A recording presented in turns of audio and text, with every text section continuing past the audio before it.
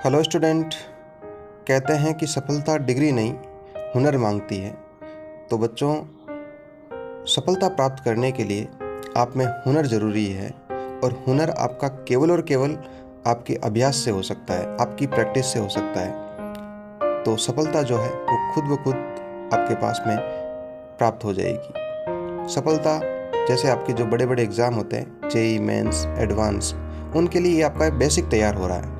तो इनको साथ साथ में आप ये मत सोचो कि केवल क्लास 12th के लिए नहीं, ये आपका साथ में बेसिक तैयार हो रहा है और इस बेसिक को करोगे तभी आप उन एग्ज़ाम में आप अच्छा कर पाओगे। तो देखते हैं आज क्लास 12th के लिए chapter number 1 relation and function exercise 1.1 का क्वेश्चन नंबर 11 को अपन डिस्कस करते हैं। क्वेश्चन नंबर 11 अपना बोल रहा है, so that the relation R in the set A of point in plan.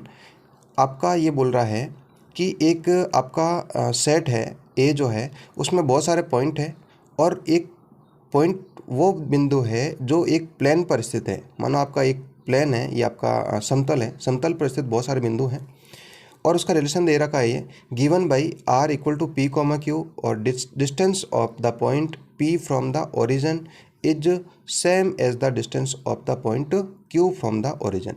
ये बोल रहा है आपका P और Q दो पॉइंट है आपके, जिनका ओरिजिन माने जो मूल बिंदु होता है जहाँ पर आपके दोनों एक्सिस करते हैं, वहाँ से दोनों बिंदुओं की जो दूरी है वो आपस में क्या है, समान है, इक्वल है। तो ये बोल रहा है इज एन इक्विवेलेंट रिलेशन। क्या ये आपका तुल्यता संबंध है? ये अपन को चेक करना है। यहाँ तक अपन पहले कर देते हैं, ये आपका अलग क्वेश्चन है, पहले ही अपन को इसको सॉल्व कर लेते हैं। तो इसमें लिखा है कि सिद्ध कीजिए कि किसी समतल में स्थित बिंदुओं के समुच्चय में आर आपका एक पॉइंट दिया है, आर रिलेशन दिया है P comma Q such that बिंदु P की मूल बिंदु से दूरी और बिंदु Q की मूल बिंदु से दूरी क्या हो जाएगी, समान है, द्वारा प्रदत्त संबंध R एक तुल्यता संबंध है। ये अपन को सिद्ध करना है। तो बच्चों देखो, यहाँ पर अपन देख लेते हैं कि जैसे मैं एक ओरिजिन बना देता हूँ और उसके ऊपर मैं आपको समझा देता हूँ। जैसे आपका ये इस प्रकार ओरिजिन हो गया, ये ठीक है, ये आपका ओरिजिन बन गया जिसको अपन मूल बिंदु बोलते हैं, ठीक है, और इसके निर्देशांक होता है 0,0। अब ये बोल रहा है आपके पास में कोई दो पॉइंट है, एक आपका P है और एक आपका Q है और इनकी जो दूरी है वो आपस में क्या है, समान है, OP। अच्छा, इसको अपन O लिख देते हैं और इसको लिख देते हैं अपन, ये आपका OQ हो जाएगा। तो सबसे पहले यदि बात करूँ मैं, तो अपन ये बोलेंगे लेट O इज ओरिजिन। माना O एक मूल बिंदु है और R जो आपका रिलेशन है वो इस प्रकार है P comma Q such that. अब अपन को क्या बोला कि O से लगाकर P तक की दूरी और O से लगाकर Q तक की दूरी जो है वह क्या आपकी समान है। अपन को ये बोल रहा है कि OP बराबर क्या है, OQ। बस ये आपका लिखना है, OP बराबर OQ। यहाँ तक आपको समझ में आ गया होगा। अब बच्चों अपन क्या करते हैं कि O से लगाकर P तक और O से लगाकर Q तक ये दूरी अपन कुछ मान लेते हैं, जैसे डिस्टेंस मान लेते हैं। आप इसको कुछ भी लिख देते हो, जैसे डिस्टेंस को D1 लिख देते हैं और ये आप D2 हो जाएगी, ठीक है बच्चों। और एक बिंदु देखो अपन को मानना पड़ेगा क्योंकि अपन को रिलेशन बनाना है और वो भी आपका ओरिजिन से लगातार इसी दूरी पर, इसको R ले लेते हैं और ये हो जाएगा आपका D3। डिस्टेंस 1, डिस्टेंस 2, डिस्टेंस 3, पहली दूरी, दूसरी दूरी और तीसरी दूरी।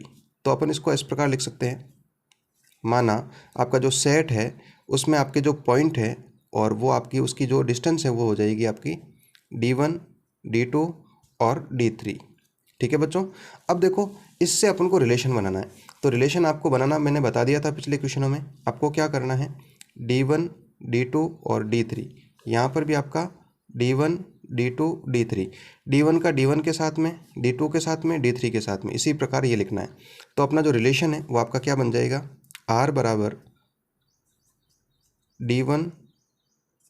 D1 का D1 के साथ में और फिर D1 का D2 के साथ में, D1 का D3 के साथ में, फिर D2 का D1 के साथ में, D2 का D2 के साथ में और D2 का D3 के साथ में, फिर D3 का D1 के साथ और D3 का D2 के साथ और D3 का D3 के साथ।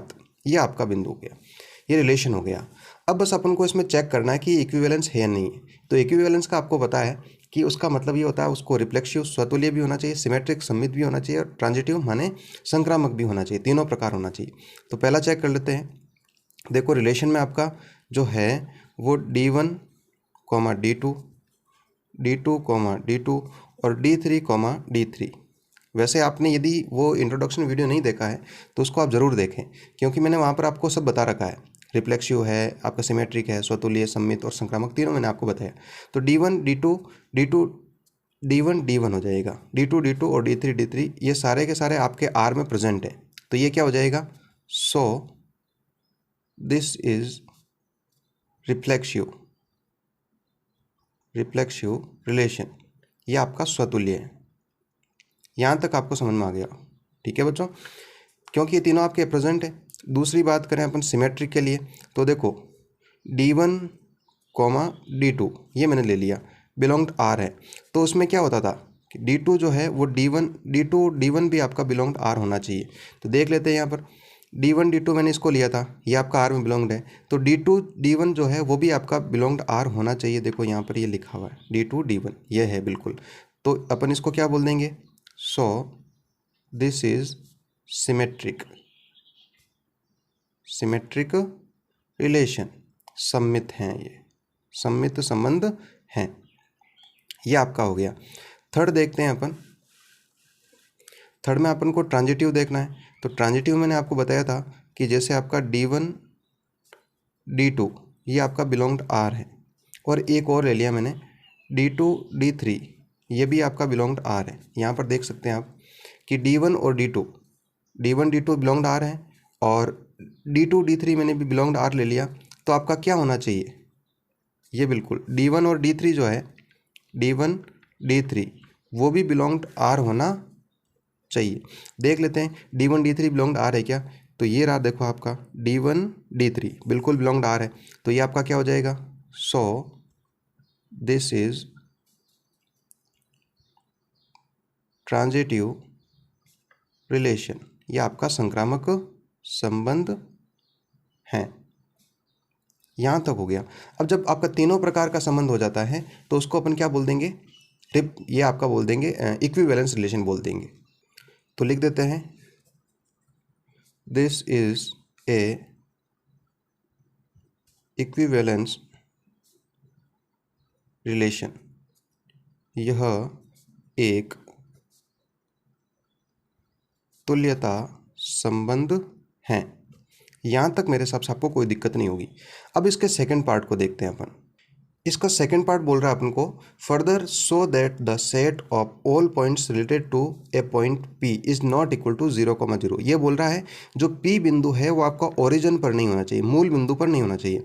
Is the circle passing through P with origin as centre. ये बोल रहा है आपका जो एक सर्किल है वो आपका P से गुजरना चाहिए, और आपका जो उसका सेंटर है वो क्या होना चाहिए? ओरिजिन होना चाहिए।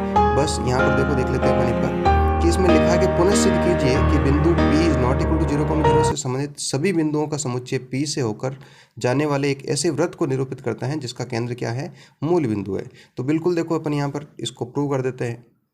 अब आप मुझे बताओ बच्चों कि आपकी जो ये OP, OQ और OR तीनों डिस्टेंस समान है।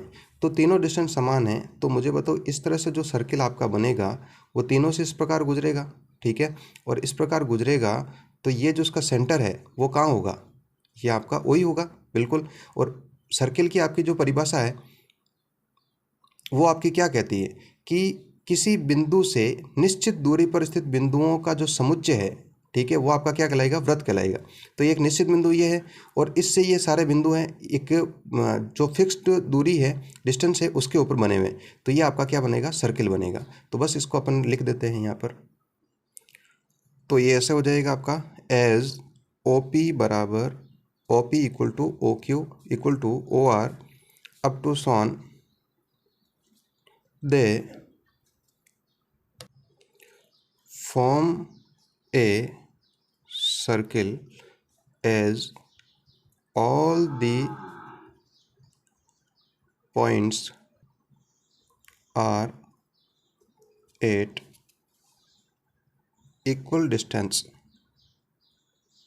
बस ये अपन को लिखना है कि OP, OQ और OR तीनों जो है आपके इस प्रकार जितने भी बिंदु है वो समान दूरी पर हैं, और ये जो है वो आपके एक सर्किल के ऊपर आपका पॉइंट इस प्रकार दर्शाएगा जो आपकी समान दूरी पर है।